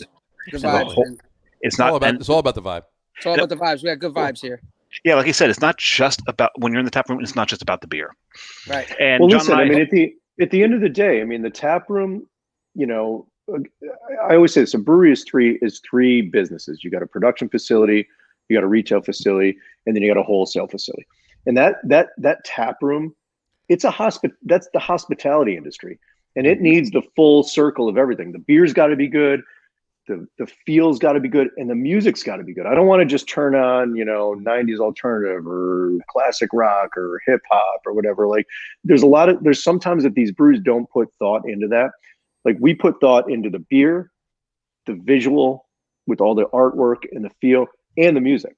Yeah. So I think I've never Shazammed more in one place than sitting in your tap room, because it's not only do you guys play really great music, there's such a great groove to it as well, but it's also bands like, are those the Beasties? Hold on a second, because you're also playing deeper cuts. Yeah.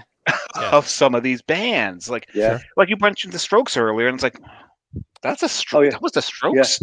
Yeah. Sure. Oh yeah. No, there's some deep cuts that and all three of us will add to the playlist. Like I'll hear something, I'm like, dude, Roger, add this to the playlist. And it's it's some like weird, it's like some deep Stroke song that you're like, this is an 80s song. You're like, nope, that's a Stroke song from like 5 years ago. Yeah. But that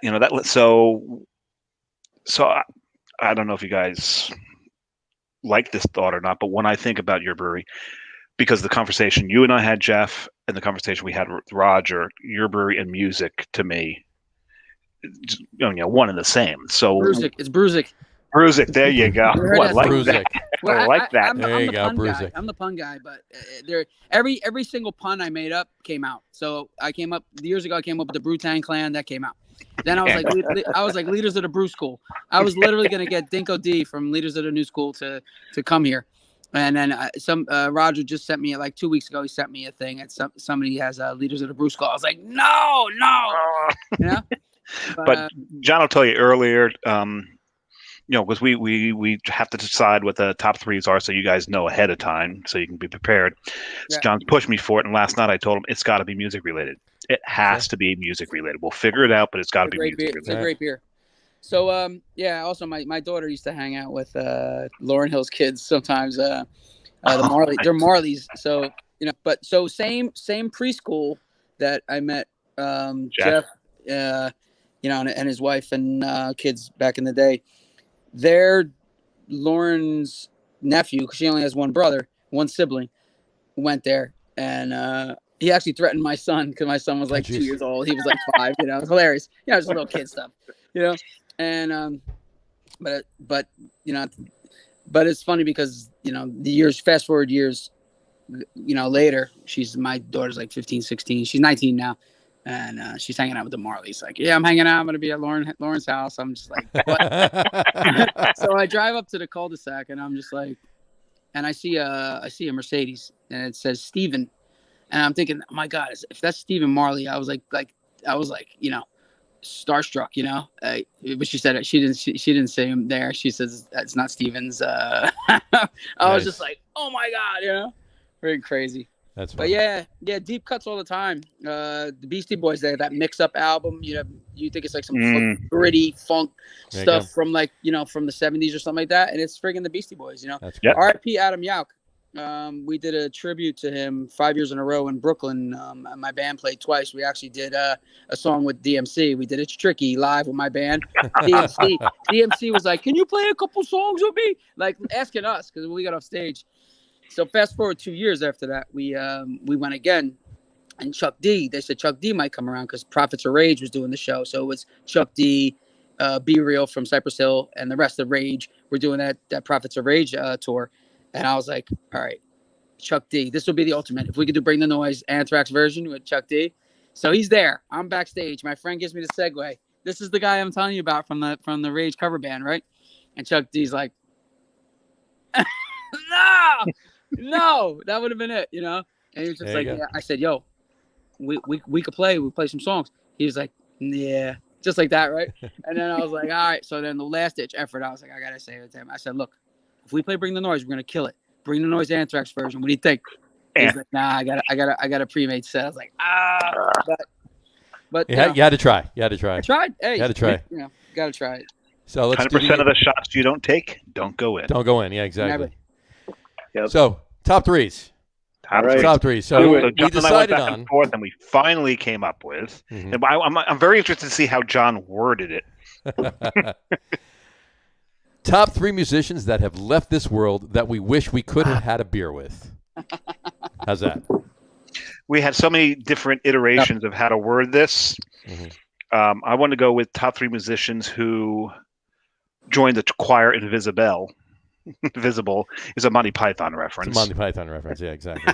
Monty Python's awesome. So, we didn't think we just wanted to go with, Croaked. Yeah, exactly. But, I thought this was the best. Top 3 musicians that have left this world that we wish we could have had a beer with. There you go. So why don't we start with, Jeff, we'll start with you. All right. Because you say you have 2 top 3s. So I've got 2 because there's 2 directions there's 2 directions that you could go with this if you think about it. Mm-hmm. Right. Okay. So there's the direction that, being a musician, that I want to sit down with these musicians and like kind of have a beer and pick their brain and just see where they were coming from and how they did what they did. Right. So Tom Petty. Okay. Nice. Prince. Oh, yes. Wow. And I can't say I still want to pick Elvis because he's not Elvis isn't like didn't write stuff, but Elvis was crazy good at what he did. Mm-hmm. And I think just being able to sit down, like, in a normal, like just one-on-one environment, like picking Tom Petty, especially Prince, like masters at what they do, but completely different ends of the spectrum. Sure. And then, throw Elvis in there at a different end of the spectrum too. Then if you want to go crazy, then there's the three that I'd want to sit down and I'm having a party with them. Keith Moon. Oh God, yes. Janis Joplin. Uh-huh. Wow. And then I want to talk to Ike Turner because I just want to find out like what the fuck was he thinking? What was he thinking after he was drinking a lot? What are you thinking, Oh dude? man. Why are you such an asshole? That's what I want to be. You're definitely, you're like enabler. You're adding to his alcoholism. That probably caused. Jeff's already won the list. There you go. That's it. We're done. All right. Have a nice night, Right. folks. There you go. But we'll let Anthony go next. Anthony. You want to shot the title? Yeah, go for it. Try and top that. Anthony. See, I'm tough. I'm tough because I'm the obscure guy. I'm the. So at all like the Afrobeat stuff, the Budos band, Antibalas, Fela Kuti, like all that stuff that you hear here is that's like my little input. Afrobeat, I love. I came up with a subgenre called Raprobeat. So basically, I made some beats that were made from Afrobeat Foundation, and then we rap on them. So Raprobeat. Also made up another genre called Yard Hop, which is you go a yard is in Jamaica, you say it's yard. So I came up with Yard Hop, right? It was a mixture of hip hop and reggae, which I love because I love hip hop, but I like when it has a message. I love when and you made a milkshake beer. Conscious hip hop, and we got milkshake. So I obscurity, so just not to be. I'll tone it down, but definitely Fela Kuti, who was you take Bob Marley and James Brown, and you roll it up into one person. Fela Kuti, 26 Wives, Nigeria, fought against the system. They raided it. He tried to make his own compound within Nigeria called the Calacuta Republic. They raided it. They killed his mom. Just like just crazy. He did a song about it. Actually carried a coffin to the town hall and left it there. They weren't sure if his mom's body was in it or not, which is it's like the most gangster thing ever.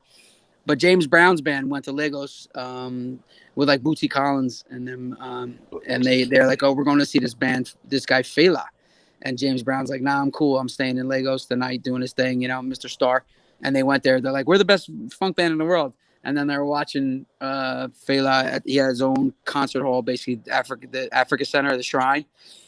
And they're like, we're not the best funk band in the world. So like, you're talking. We thought we were. Ladies on stage dancing, background singers, a million horns. I like horns a lot because ska. What's the name of this band again? Fela Kuti. Fela Kuti. You got to spell this.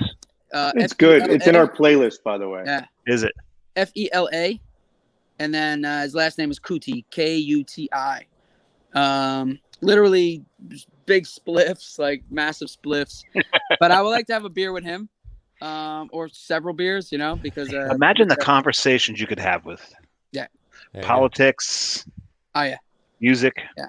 And he tried to run for president, so I have a Fela shirt that says Black President, which is really cool. There you go. Some people are like, is that Obama? I'm like, no, it's Fela. It's Fela Kuti, man. Oh, jeez. So, but definitely Rick James, number 2. Ooh, You know what I mean? Like that would be a night. That would be a night that would just. I think there might be other substances, not just beer. It would, yeah. It might not just be beer, and I think we'd be up late. I think we might be up to the maybe a little Tanqueray. Those are the other substances you're talking about? No. No. That would be. I think Rick James would be the night that lasted 3 days. Yeah. And the recovery would be 5. Yeah. That would be pretty tough. But Rick James will be pretty amazing. And then I'm not sure about Bob Marley, him being a beer drinker. I think he's more like a sensey guy. Well, there's nothing that says the people you're having the beer with have to drink a beer too. Right. You're the one. There. So they can drink whatever they want. You drink the beer. Yeah, Marley. I had not thought of Marley. Yeah, just to sit and reason with the eye. Would be pretty amazing. Just to hear about the early starts. You see him when he was a bald head when he didn't have the dreads and everything. Right. He was doing ska. They did ska, and then they they went into reggae and popularized the reggae throughout the world. But yeah. Those 3 people, I'm gonna keep it 3. There you go. Just to pick their brains. That's an impressive Have a beer. list. Thank you. Good. Thank you. Who's next? You want to go, Dave? Or Yeah, mine seem plebeian now. I know. Mine are just. There's no reason for us to do these. No. No, of course there is. Of course there is. I'm going to start with number 3, and John knows I had a lot of trouble picking a number 3. There were so many on the list. One I scratched off the list because I know Dave John has no problem with number 2 ever because he's full of shit all the time. So. Constantly full of shit. Believe it or not, for the third one, Davy Jones was on that list because I really want to know what really the hell went on with the Monkees. Oh, yeah. Yeah, right. Sure. Did they really learn to play their own damn instruments or not? No. Did Mike Nesmith actually put his fist through the wall at the Hollywood Hilton? These are the questions I need answered. Well, Mickey Dolenz and Mike Nesmith are actually playing this. They're going on tour this year. Yeah, I've heard. The last Monkees tour or whatever. So. Well, they're the only 2 left. Only 2 left. Yeah, but they're going to be at Count Basie in October. So definitely. Count Basie's a great venue. Yeah. So another one I was thinking of was Bowie because Bowie's Bowie, and that would be really cool. Oh, that'd be a good one too. But I actually had to go with because. It's Dave's way of getting 4 in his top 3. I'm getting my top 3. It's 5. We do this all the time. Yeah. But the one that I actually wound up going with because I imagine the stories would have been fantastic because the fan base. I want to see if the fan base is any different than your rock and pop artists. Pavarotti. Wow. He probably has some wild ass party stories. Yeah. In that genre, but also I would love to hear him sing the aria from Pavarotti. I would just that's tear inducing. That, sure. But so that while was drinking the beer. No, that'd be a lot of gurgling going on. You'd be wasting beer. I have to imagine that any of those guys have some crazy, like any of those people. I have, of course, I've got crazy ass stories. We've all got crazy ass stories. Could you imagine theirs in my life? Right. And in my brewery life, I've got some crazy ass stories. Like I can't imagine like that. But imagine an opera superstar. Yeah. And the fangirls. Right. Yes, Nessun Dorma, Matt. Absolutely, that's the one. But that'd be amazing to listen to Pavarotti's stories. Right. No, my number 2. That was your number 2. No, it was my number 3. My number 2 was one of my favorite bands growing up, and just I still think one of the most amazing voices ever in rock and roll is Freddie Mercury. You mean one of the? I'm being he was the greatest. Insane. And this is a segue from opera to Freddie, right? Yeah. Which isn't a far segue, but yeah. It's not a far segue because it's proven that Freddie's tremolo was greater than Pavarotti's tremolo. He was amazing, and he had so many stories in his life. We all watched Bohemian Rhapsody. I'd like to know what the hell was true, what wasn't true. Right. Yeah. What really went on. Sure. And the way he grew up, being from, where was he from? Zanzibar? He's from Sri Lanka. No, not Sri Lanka. No, it's one of the islands off of I thought it was Zanzibar. At any rate, but Zanzibar growing up, or Madagascar would be the only islands there. There was Zanzibar, but he just growing up in the family. Matt, we need to find out. But Zanzibar, the Spice Islands, right? Yeah. In the restrictive family that he grew up with, and it's portrayed a bit in Bohemian Rhapsody, but totally, it would be interesting to see really what his take was on it. Zanzibar, thank you, Matt. Nice. He's now proven me right twice tonight. Thanks. There it is, from Zanzibar. There we go. But number 1, because when you grow up, as you're growing up, you don't think you're cool whatsoever. No. Right. And in music, there was one cat who was the coolest of all of them. And to learn what it's to be cool from this guy, sit down and talk to Miles Davis. There you go. That would be phenomenal to listen to what he went through. One of my favorite music quotes comes from Miles Davis. 10% of music are the notes. 90% of it is the attitude of the motherfucker playing them. Right. right? Yeah. Nice. And just to learn Actually, he used to hang his in words. Bloomfield in my in-laws. Yeah, Anthony's got the connection to Miles. Do you Yeah. really? Oh, let's hear. Give it up. I wish he was still alive, but yeah, he's my in-laws. He used to. Well, she just died. Cicely Tyson was my wife's great aunt, and she was married to him. So my wife had the honor of telling him to go get his food himself. He was like, "Hey, Nikki, I want you to fix me a plate of food." She goes, "Get it yourself." Miles Davis. Gotta love it. So she outcooled the king of cool. Yeah, there you go. Oh, cool. That's great. That is awesome. Family lore. So those are my top three: Pavarotti, Freddie Mercury, and Miles Davis. Nice. Wow. My top threes are I kind of the same way. I looked at it like that. I'm like gonna, I thought Elvis too. I was going back and forth on number 3 for a bit, but I settled into my number 3, Frank Sinatra. Nah. Oh yeah. I want to hear those Rat Pack stories. He can get it. Every single one of them. I want to know every single one of those Rat Pack stories. I want to know what went on in Vegas. I want to know all of that. So amazing. And he can tell me some early Hoboken stories too. Exactly. Well. Big shout out to Hoboken Brewery. Absolutely. Brandon. So that's number 3. Number 2, Walter Becker. Actually, I'm a big Steely Dan fan. And I saw Walter a bunch of times, and obviously I've got a problem with Steely Dan fans. All right, we'll talk to you later, guys. Have a nice night. Anthony knows. I walked into the brewery one day, and I'm like, I don't fucking know how people could like Steely Dan, listen to Steely Dan. I don't get it. I hope they die. So what had crawled up your ass and died that day? what was? No, this isn't that day. This is like I still think that right now. All right. Well, we'll have a nice night, folks. We'll talk to you soon. Take care. This has been. I think I'm half kidding. One thing I will say, I do think that a lot of the music, and I'm blanking on the other half of Steely Dan. Donald Fagen. Yeah, Fagen overproduced the shit out of everything. He, in a sense, he took some great music and sometimes tore the soul out of it. It depends on what you're listening to, and some of the newer stuff maybe so, but some of the original stuff was just it was really good musicianship because they except for the first album or two, they used nothing but studio musicians. I'm not arguing about the musicianship. I'm arguing about the production of it. They used amazing musicians. And I just muted Anthony because I don't know what he's doing. Yeah, I was going to say.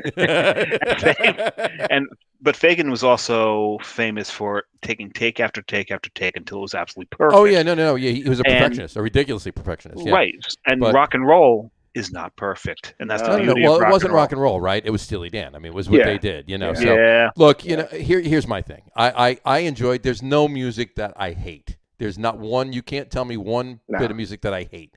There's nothing that I hate. There's some genres, like subgenres, if you will, that I dislike, but there's still good music within them as well. But there's nothing that I hate. But it's just it's a mood thing for me. Steely Dan just. What would you talk to him about? What would you? I just want to know. Now we've lost. There you go. We lost Anthony. Oh God! Someone go to the brewery, make sure he didn't fall into a tank. And again. Full circle. My original point. You hit the nail on the head there. You're right, Jeff. Anyway, so it's a groove thing for me. It's a feel thing for me. I just like it anytime I heard it. Like, for instance, like I'll give you one example. The last time that I saw Walter before he passed was at the Beacon Theater, one of the residency nights that they did there. I used to do there, whatever. And they were playing Hey 19, and he just, like, in the breakdown section right at the end of the song before the song goes out, the song, he came up to the mic, and not that he sung her at all, but he came up to the mic, and he just started a story, and he went on for probably 15 minutes, about smoking hitting a bong, drinking all the tequila. It was a part of the song, but just the words that he was saying, was very it was not want to say transcendent. I don't want to be like all upper here or whatever. Poignant. Poignant. We're very poignant, and but it's like I said, it's just the groove of it. And I just want to know about those early days of Steely Dan and what they did in the 70s. I want to know about it's a musical thing then. It's not so much the stories, and it's some of the times or whatever, but it's what they did in the studio, who they brought in, how they wrote the songs. That's what I want to know from him. You know what you guys will like if you've never seen it. Mm-hmm. I don't know if you guys have Access TV. Yeah, I have it. So Brian Johnson, the singer of AC/DC's got an interview show now. Oh, he does? Yeah, and it's really good. So he goes out and interviews all these other musicians. I just actually watched last night or the night before. I watched him interview Joe Walsh. Okay. And it's amazing because you've got a famous dude interviewing another famous dude. So first of all, you've broken down a wall right there because they've got a lot in common. It's not like me. I'm just some like interviewer from Rolling Stone interviewing like who's got nothing in common really with the musician other than the fact that I'm in the music business as an interviewer. Right. Yeah, it's like us schlubs interviewing you guys. Right. but they've got stuff in common. So like they could relate to each other. And the interview goes in these awesome directions. So if you've never seen that show, I highly recommend it. It's basically what you're just saying. Like, I want to know what they were doing. Like, what were they thinking? Right. And that's what watching this Joe Walsh interview, like Joe Walsh was describing his time hanging out with Keith Moon and trashing hotel rooms and how he got an assistant or something. Right. Like an assistant or something got him a chainsaw because he asked for the one hotel room. They asked for an adjoining room and they didn't give it to him. So he got a chainsaw and he cut a hole through the wall so they could have an adjoining room. Gotta love it. Gotta love it. I love it. It's a really good show. I'll have to look into that and check that out definitely.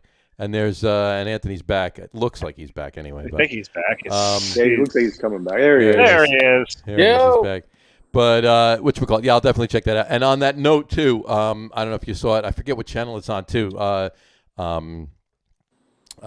Sammy Hagar has an interview show too. Same thing. It's on Access TV also. It's on, yeah. I've seen it. Was it on Access that I saw it? I thought it was on another channel that I might have seen it. Yeah, I watch it. I watch his show on Access. But again, it's same kind of thing. Like it ABs with on the channel I'm watching with what's his face? Dan Rather does interviews too. Again, Dan Rather's on Access TV too.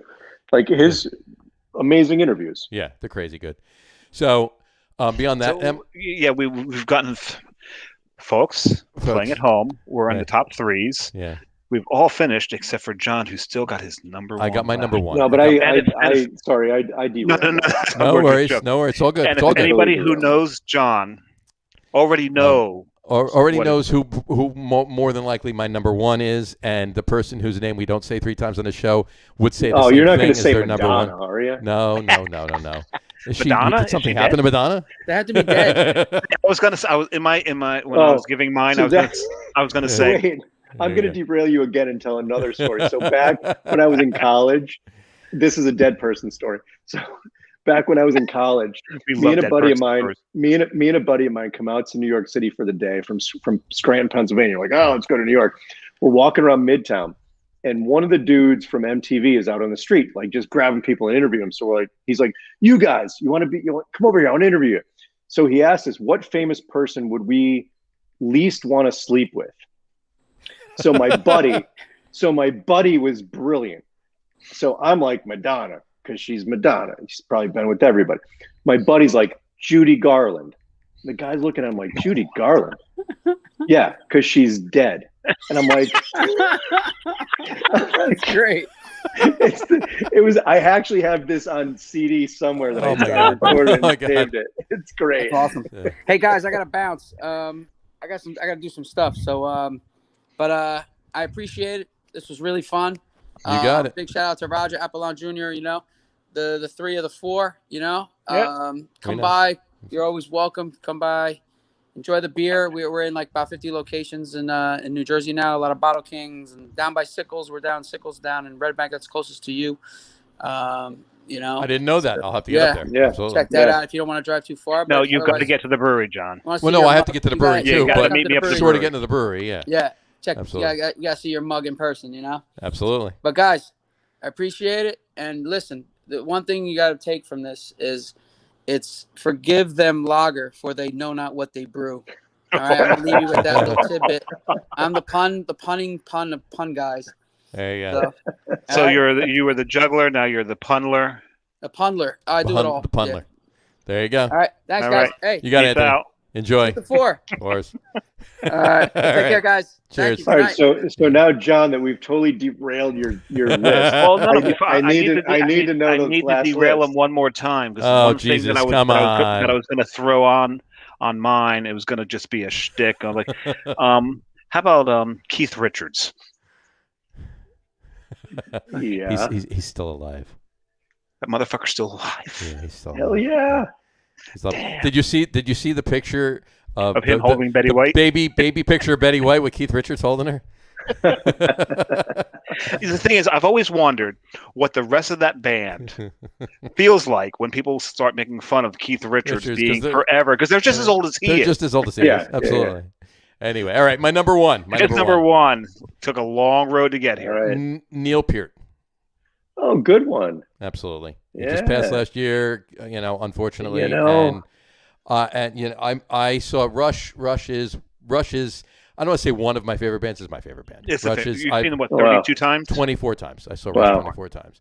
No, they're good. And that's crazy. Like, being a drummer myself, like, I'm a terrible singer and I write some stuff, but it sucks. But like being the drummer in a band who wrote a lot of the songs and the lyrics to the songs. But there's only a couple of songs that he did not write the lyrics to. Mhm. College literature classes studied his lyrics. Yeah. It's insane what he wrote. And he was just an Yeah. amazing, gifted, talented, best drummer ever. Oh, and one of the best lyricists, that in Definitely the largest drum set ever. Absolutely. Oh my God, insane. Absolutely. Some of his solos were just amazing. I saw them play so many, like I said, so many concerts, so many times. But I saw the only I think I've only seen them once. The only time I saw them was in Binghamton, New York, at the Binghamton Arena, which is a tiny, like 3,000 seat arena. Mm-hmm. I mean, it was an amazing show because you're like anywhere you sit in that place, you're like right there. Right. It was crazy. The light show the light show they did was insane. Oh, their I can't their imagine concert that they bouncing put off on. your head, Jeff. Oh, right. The concert that they put on is just it's second to none. It's amazing. And they never recorded anything on any record that they couldn't reproduce live and on any song. And they were sticklers for that. And the shows that they put on and with all of and later on with all the videos in the background and the beginning, when they took the intermission and came back, and then later on at the end of it, I mean, I could tell you stories. It's just amazing. It really is. But the concerts they put on, but the things that he wrote and the things that he did, I would love to sit down. I know all of them were big wine guys. They were big wine guys, all three of them. But I would love to sit down and have a beer with him. I mean, he wrote, and Dave will tell you, we did with Jesse Ferguson from Minervino on our top 3 list was top 3 instances of beer in lyrics. And my number 1 was Territories from Rush on the Power Windows album. And the line was better people, better food, and better beer. So, obviously beer was something that they did enjoy. But yeah, I can only think of 2 songs really quick. Like when I think of that, I got 2 songs. I got what's his face? One Scotch, one bourbon. Thorogood came up. Of course, Thorogood. Yeah. And then there's an old timey song from like the 50s. I like beer. Tom T. And Hall. I forget it. Tom T. Hall, yeah. Yeah. Yeah. So yeah, that it's crazy. And then of course, another one of mine was Billy Joel too.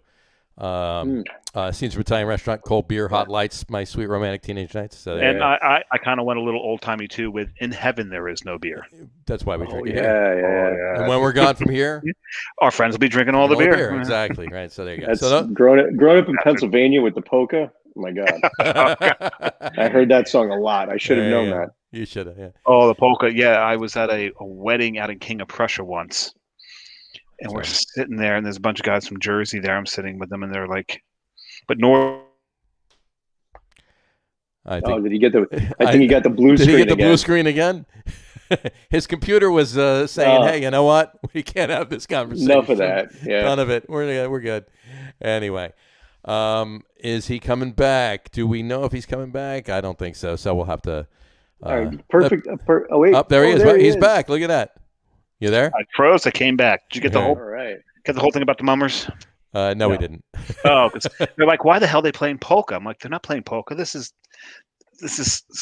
southeastern Pennsylvania. That's mummers. Oh yeah. There you go. Because they've got the envelopes, the umbrellas and everything. Umbrellas, yeah. It's not envelopes that they hold. It's umbrellas. They get those like big peacock feathers behind them. Yeah. Well, they weren't doing that. They didn't get the whole rack going. The guys in makeup and. Gotcha. Anyway, Jeff, stay where you are. Let me close up the show. We'll talk for a second after I close it up. Hang on a second. All right. I'm gonna disappear while you do this for a second. Why not? Go for Because it. I have to break the seal. Go for it. Go break the seal. Go ahead. Enjoy. We'll wrap the show up for today on that note. We want to thank everybody for watching, and for those of you just listening to the audio podcast, thanks for listening. Don't forget to visit our website, www.loggerroom.com. That's LAGERROOM.com. And please remember, like us and follow us on all of our social media, Facebook, Twitter, Instagram, and, of course, our YouTube channel. All of them are at The Logger Room. Remember, we go live with the video podcast on both Facebook and YouTube every Tuesday night at 6:30. And for those of you that just want to listen to the audio podcast, you can do so on Apple Podcasts, Spotify, TuneIn, and Stitcher. And if you haven't done so already, please subscribe to one or more of those feeds, and you will never miss a show. Again, thanks for following along with us. Jeff, thanks for coming on with us. We really had a great time. That was an awesome show tonight. You guys were great. Give Anthony our best. And, of course, our best to Roger. Let him know, let him know he missed a good show. I will. I'll rub it in. Absolutely, rub it in a little bit, and I'll definitely get up there. We'll be there soon. We'll Awesome. definitely come up and have a few beers with you. But thanks for following along with us. Have a great rest of your week. Have a wonderful weekend. Drink a lot of beer, but drink responsibly. And we will talk to you soon, guys. Take care. Cheers.